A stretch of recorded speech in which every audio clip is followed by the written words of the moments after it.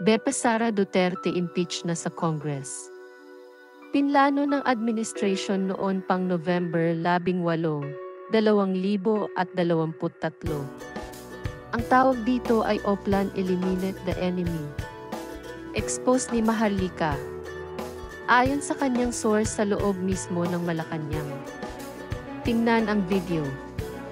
Comment, subscribe and share para ma-notify ng mga bagong video.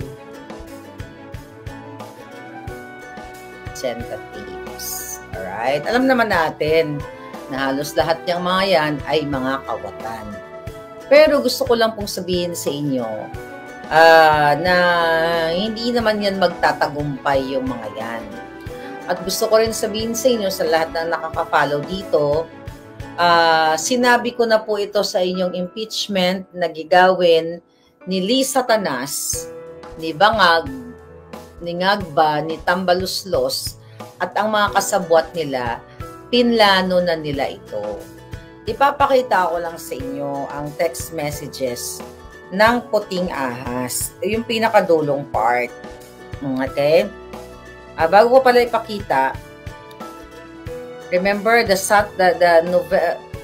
November 18, 2023 na in-expose ko sa inyo.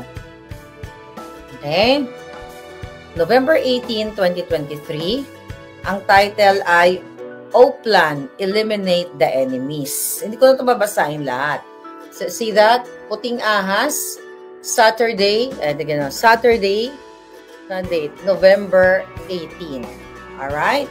Saturday, November 18.